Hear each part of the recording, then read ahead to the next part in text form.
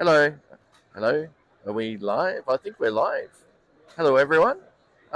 So we're currently at Scale Act 24. My name's Tristan, and a lot of people here. It looks really great, and I'm just bypassing one of our fabulous guests and a very good scale modeler, and Frank Morgan. And how you doing?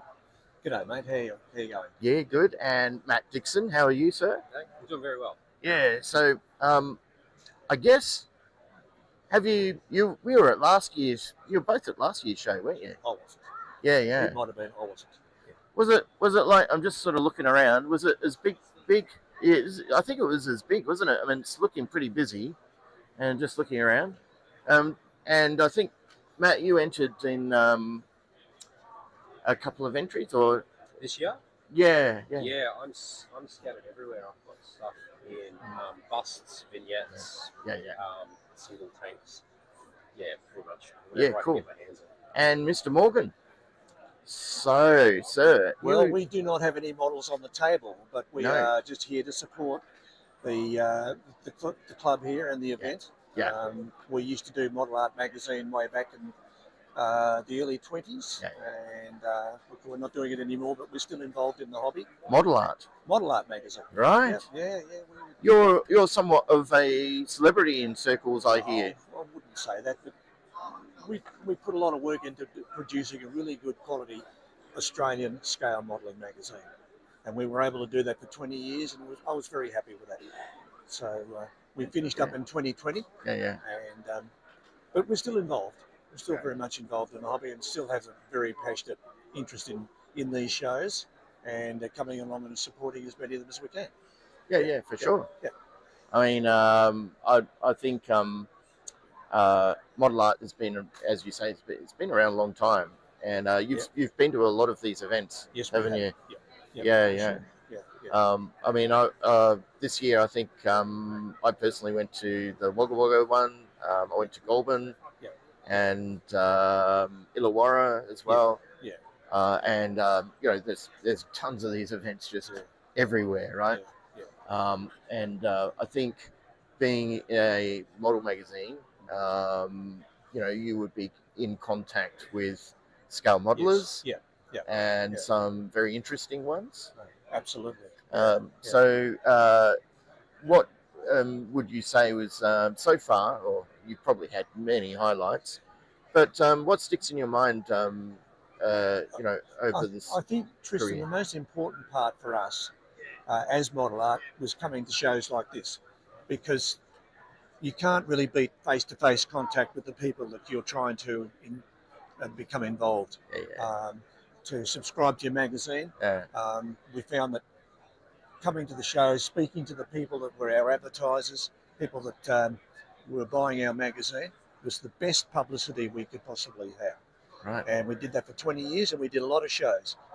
We did Adelaide, Sydney, Illawarra, this one. Yeah. We've been doing this one. We did this one from the early 2000s.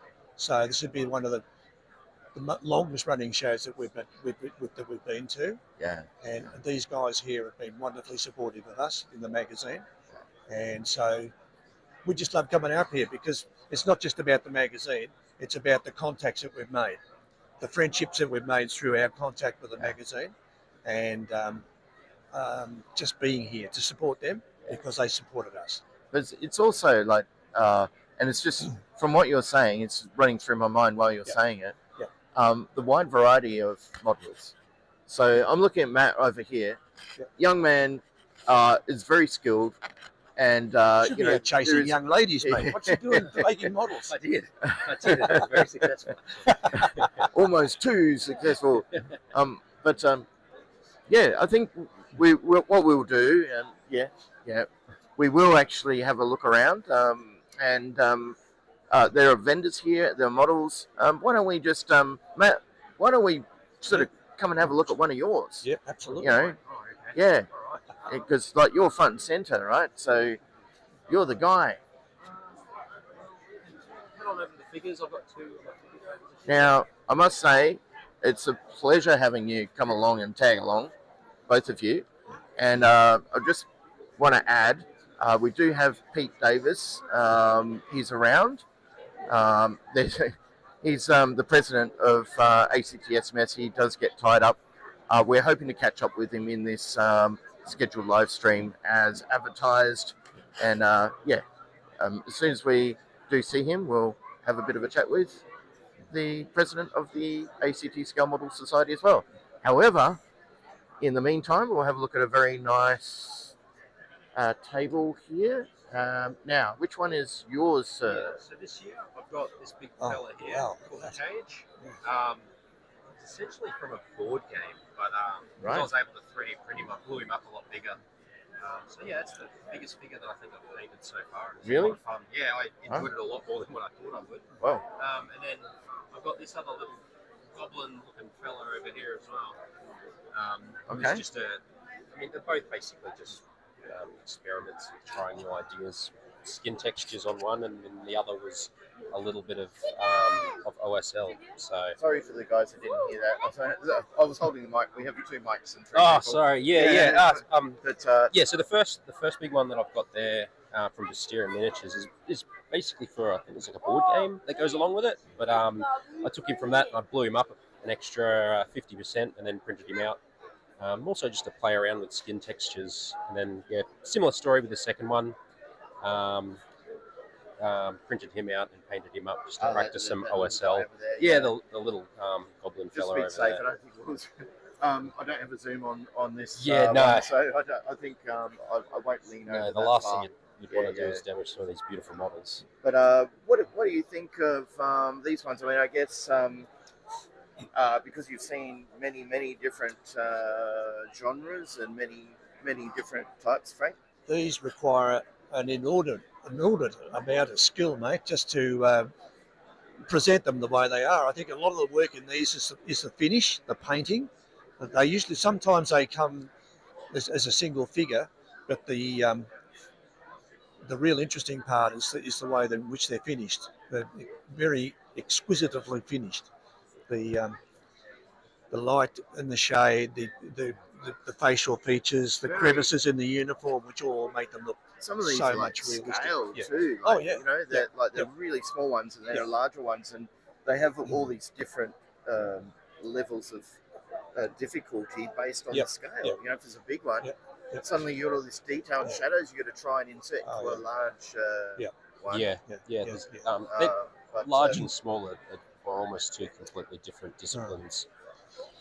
It's even more so in the very small models because they're very, very small, and to get the amount of detail and painting detail in a lot of those is just absolutely unbelievable.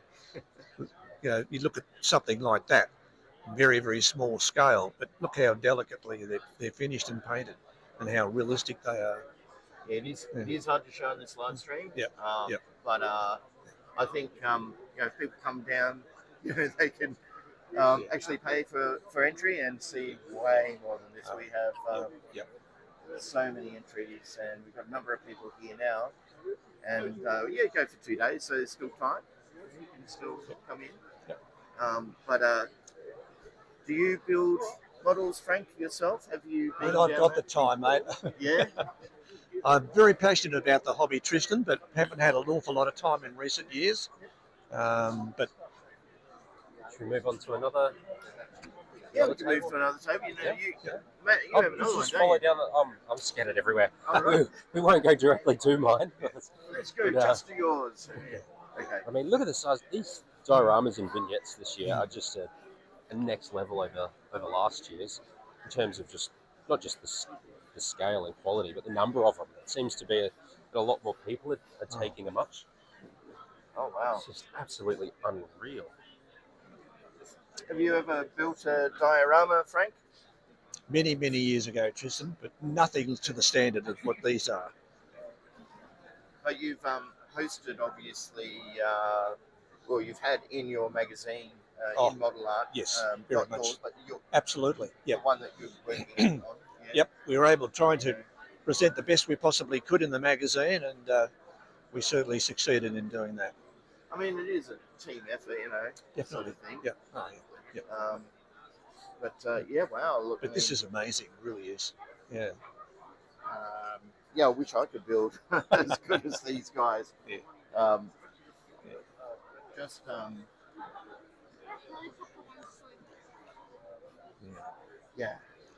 yeah, just the level of detail, the I abilities. think the detail, the degree of realism in these makes them so effective. When you look at them, you know, they look so real, and that's just that's attributed to the skill of the models themselves. Yep.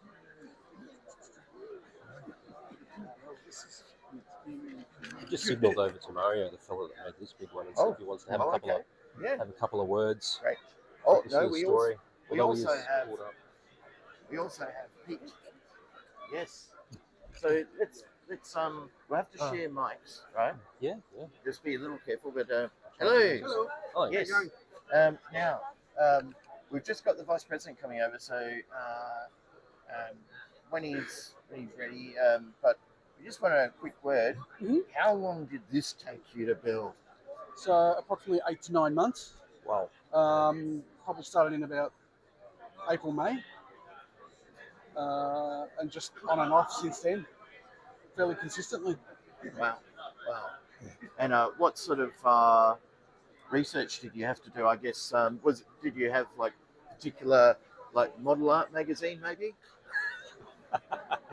Who would that be aimed at? But no, look, it's actually a tribute to Robert Capa. So from that aspect, it was based on the main element being the photo opportunity. Yeah. And then I wanted to do the Robert Capa tribute. Right. But as far as reference, with my dioramas, I tend not to, unless I'm specifically looking at something. Yeah. I take ideas, but I'll usually go freehand. Yeah. As far as design, etc. goes. Yeah. So it's just various elements and. It's a magnificent piece of work, mate. Thank you, Frank. Fantastic. It's Yeah, brilliant. you've got a lot of detail. I love the netting on the front there, and just all the guys, like you've gone and shaded everything, and managed to get these figures looking really great. Thank you. Yeah. Well, what I It's good tried stuff. to do it as well, and I was saying to Matt earlier, I tried to design it that doesn't matter where you look at it from. There's elements from each angle, so it's not a one-dimensional view. And sorry, I missed your name too. Mario Marangoni. Yeah, look, fantastic to meet you. Thank you. Yeah, good job, Mario. Yeah, Thank you, very Frank. nice. Yeah. Thank you for Thank you. showing us that. And we're going to now. Thank you Excellent. very much. Have fun at the show. Definitely. Thanks, mate. And Thank you. Well pleasure seeing your work and talking about it. Thank you so much. Thank you. Yeah. We have. Hello. How are we all? President of the ACT Scale Modelling Society. Peter Davis. Yes. How are you going, sir? And all Yeah, round good everyone. All around good guy. mate, Thanks, yeah. Frank. We were starting to think, no, he skipped this. Haven't ditched us all. No, just had a bit of a VIP guest rock up that clashed with timing, so we just had to sort that out. And now we're right with everyone that's here on the live stream. So It's okay, mate. I'm kidding around, of course. Yeah. Yep. Look, thank you very much for all of your efforts, I've got to say. And I want to know, you know Frank from a while back, don't you? I've known Frank for a long time. Yeah. We've got a bit of Some history. model art days, bit of history between us two. So obviously, most people in Good history. Australia know Frank from model art as well. So plenty of good history here. So Good yeah, background, and I think it's just a pleasure seeing you here at the show, Frank. yeah, definitely. And I've got to ask, what can you tell us about the show, Peter? How it's going? Now that Yeah, everything's here, It's all here. It's all unfolded. Those that do organise these sort of things around the country, it's only 12 months in the making. So as soon as this show's finished, we might have a couple of weeks off, then we're into the next one. So it's obviously it's great. It's it's quite chaotic. As you're preparing these sort of things, but in the lead up, then it all sort of falls together at the end, and this is what we end up with, which is a great weekend to celebrate the hobby that we all love and enjoy. We've had a great response to the event this year with 800 plus registered entries, so we'll know the final number about 1 o'clock before judging starts. We've got 20 plus traders, I think around 27, 25 traders, so plenty of traders supporting the event, swapping cells upstairs. We've got a great demonstration lineup again this year with some of Australia's best modelers doing demonstrations for those that wish to watch those. They're being recorded and live streamed as well, I believe. for those that can't be with us today. We've got a few nice cars out the front for the Festival of Speed, which is an event in Canberra, which is run here at Thoroughbred Park, which are one of our platinum sponsors. So we've allowed them to, to advertise that out the front. As you said, it's filling up. It's lots of people here. The vibe's good, and yeah, we're obviously really happy. And obviously, these things don't happen without the committee behind me, and especially the Scale Act subcommittee. So there's been a lot of hours. Man hours gone in, not just from me, the whole committee and all the volunteers to put on such a great event like this. So. Yeah, I was surprised. Like, it seems, people come in the day before, and the work behind the scenes, it goes back right to the beginning of the year, even last year. Yeah, exactly. Yeah. Chasing down all the different elements that go into making this up. Yep. You really have to have a lot of patience, but also a lot of drive to do it. And you've got to drive and support as well. You've got to have the connection with everyone, don't you? Yes, and it's one big community. Everyone is helping each other. Exactly, it is, and it's from everything. We've got our memberships now, 160 full financial members or associate members. Plenty of them are here today volunteering and helping with the event. That obviously helps put Scale Act on as well with, obviously the membership and stuff. We've got 7 platinum sponsors now, so obviously Thoroughbred Park, where we are today, help us out because, we help them out as well through the year. It's a good mutual partnership. The Hellenic Club, where we have our Wednesday night meetings, they help us out immensely as well. Then, other, platinum sponsors, B&A Model World, Toy World, Runway 13, Hobbies Australia, Southern Model Supply, and SMS Paints, Scotty from SMS Paints. I think that's everyone. I haven't missed one, especially the platinum ones. But and then obviously, and all the other support. Obviously, the traders, the traders that come in, that helps put on the event as well. So that they're all, a major part as well. And we've got plenty of other category sponsors and stuff too, which help make the competition that much special as well. So. From small sponsorship to major sponsorship to volunteer time, whatever. Like you said, it's a real community, and to be able to put something on like this for us to all enjoy. So. It says a lot about the modelers too. And we're always looking for more people. And it's great when families show up and you can see the kids looking around and they just light up. Yeah, exactly. Well, that's a very important point, Tristan, because young people are the people that will follow on in this hobby eventually. A la young Matt here. Like Matt, young in comparison, maybe. Younger than he looks. Old soul. Because young people these days are not particularly interested in this sort of work. They prefer to do computer games and all that sort of electronic stuff, So it's the few young people that we do get to come along to these shows are very appreciative, and we just hope that we plant a seed within them and they can follow on and become involved in it. And this is a great hobby. Yes, it is. You yourself. I've seen your work, Peter. He's an awesome modeler. This you're really good. Yep. And that's the thing is coming together of minds. I mean, we've got the presentations here as well. Exactly. Yep. And it's all about sharing the hobby as well. It's a small feat to come here. It's actually very small. And you can stay as long as you like. You can enjoy the entire day if you so desire. Exactly. But the other thing is we have the modelers here wandering around in amongst us. Yes. Absolutely. So you can ask about a lot of things. Exactly. Who does this? Well, you eventually find that. How do you do this? Exactly. In most cases. But again, the tables and the entries. It's hard to describe without people actually coming. I know it's hard for people to get in. That's why we've brought things in like the live streaming and the recording and stuff to make it as inclusive as possible, because that's one of the things we strive for. And one reason why we changed over to gold, silver, bronze as well to and the different skill levels to try and get more people involved that are at different skill levels at present, or they're happy at that skill level. So that's a big change this year. And I think like I said, we've had that vote of confidence by the turnout. So we've had 100 plus models from last year, and and there's plenty of people wandering around and stuff. So I think like I said, it's been a good vote of confidence in what we're doing. There's a lot of work that goes into the background, Peter. And certainly, trying to make it fair. Yes. And also make people recognised, because sometimes you just don't fit into a category. Yeah, And that's thought about. Everything is thought about here. Yep. Um, and the amount of work that's gone into this from a lot of people, it enables us, and it enables a show like this. So Absolutely. Exactly. Yeah. all I can say is thank you very much. No worries. But obviously there will be a lot of people that In the background, exactly. Yeah, there's a whole committee, there's subcommittees, there's volunteers, exactly. So it's not just me, it's just my voice and ugly face you see the most of being president. But it's it's there's the people in the background that make it happen. So. Sorry, man. Expo director of the Yeah. Exactly. I'm so mean. Excellent. Yeah. All right. No worries. Thank you very much, guys, and it's a pleasure seeing you here, Frank. Yep. And we have a fellow over here. Let's wander over this way. Probably. We're just wandering over. We've been called into existence.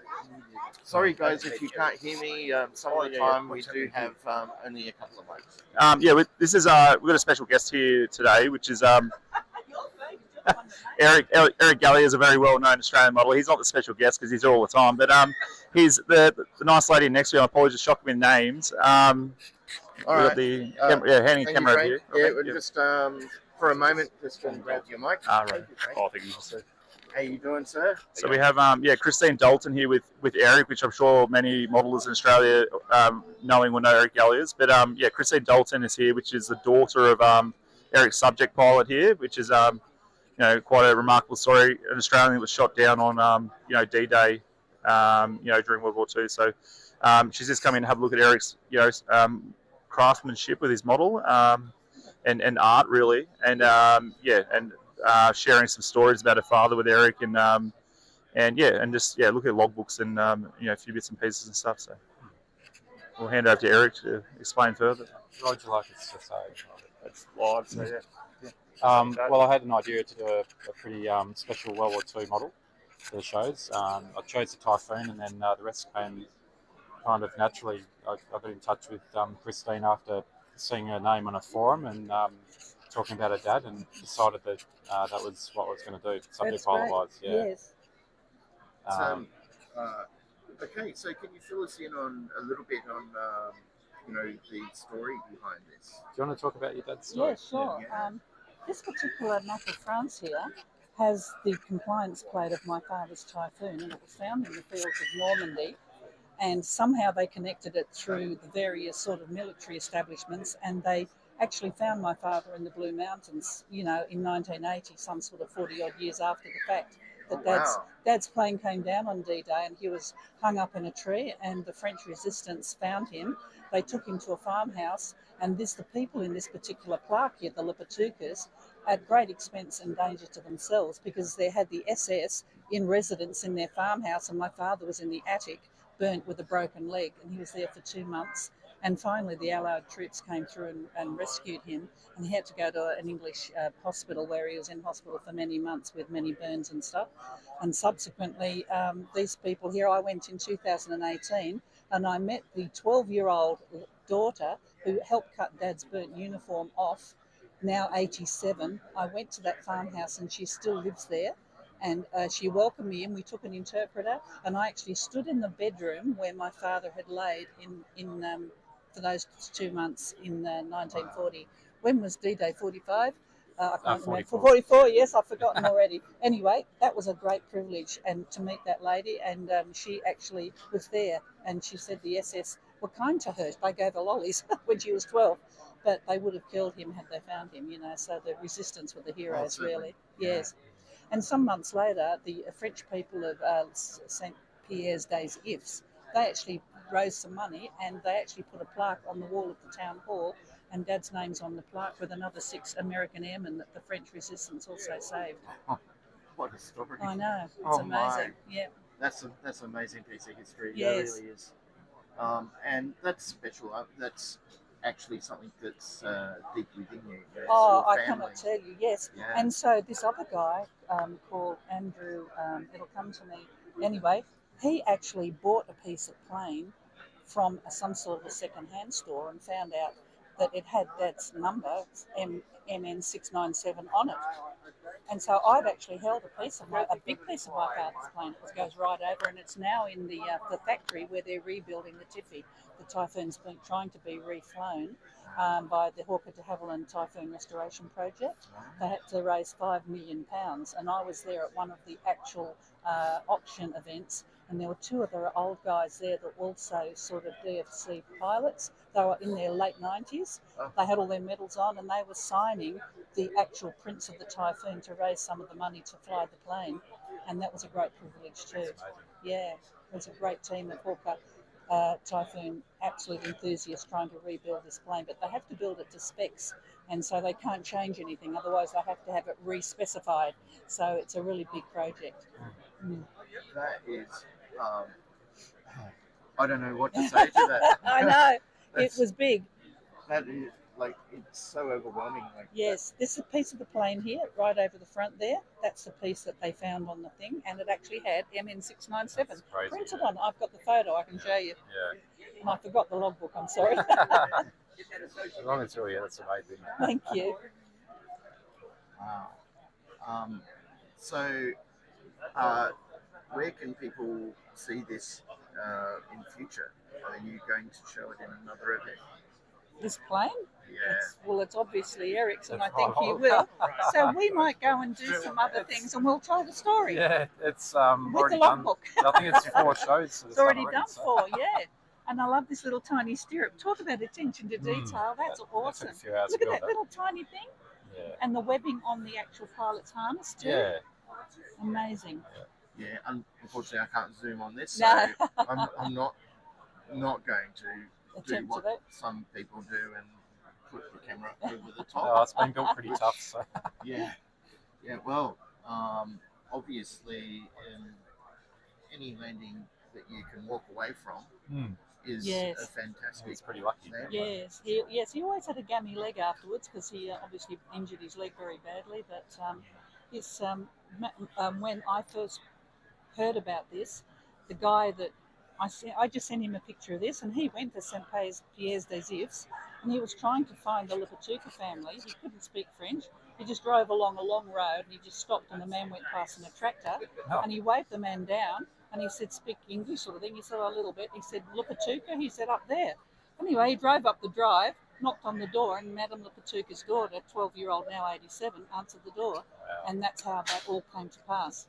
Yeah, that's How did you? I guess you were doing the research and you connected. Yes. Yeah, well, that's where it all led. I got Christine's name from a forum and emailed her, and he called me straight back. So I was so excited. yeah, so sometimes when I do these kind of things, the trail goes cold, and there's nothing after the war service, but it's quite a reasonably well-known story, and just by Christine commenting on a forum and leaving her email, I was able to get in touch with her. So very, very lucky. And what a story.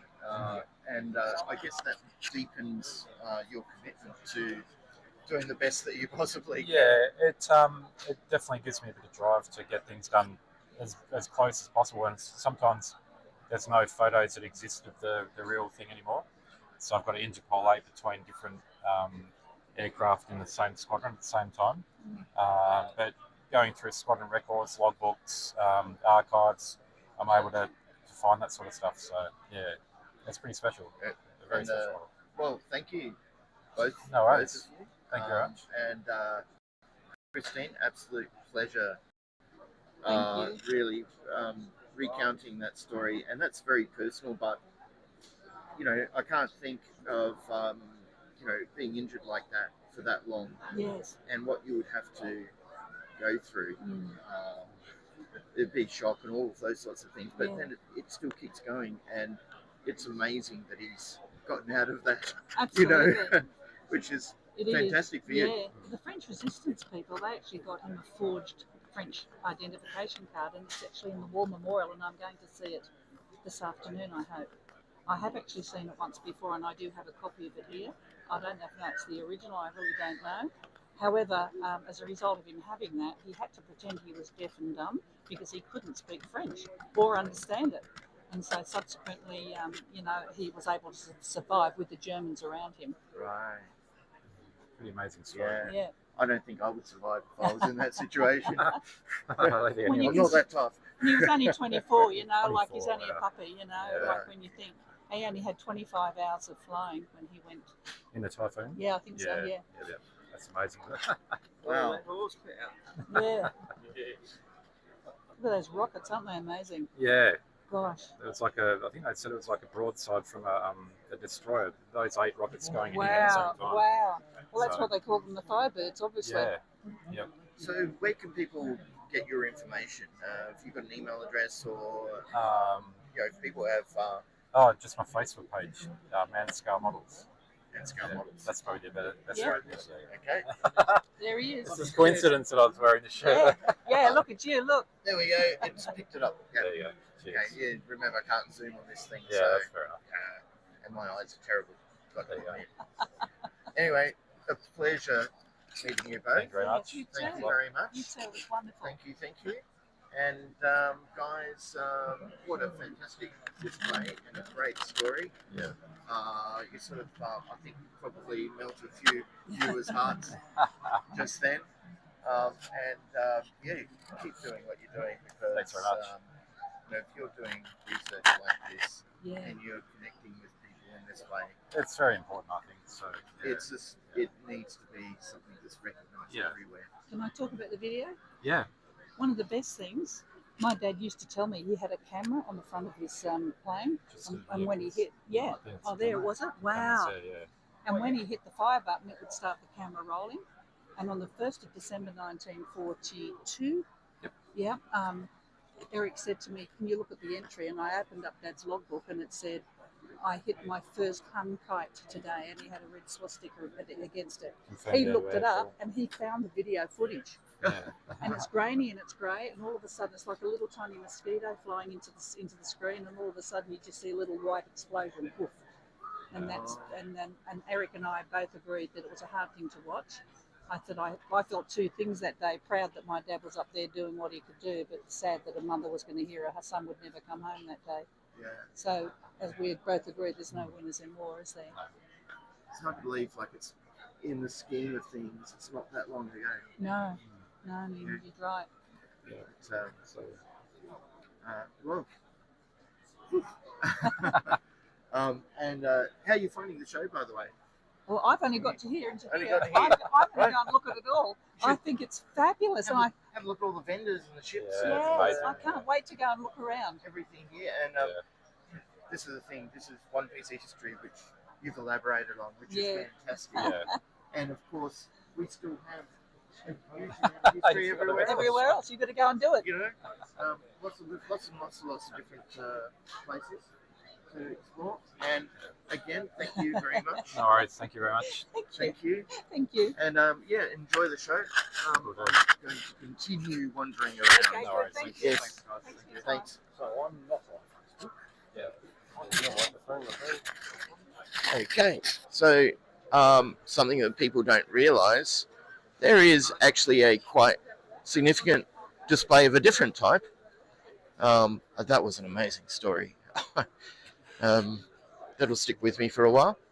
But anyone didn't know, the landing craft from the Nostromo, is the real one, is actually here. It's just sitting here in the corner quietly, but it's a very big model.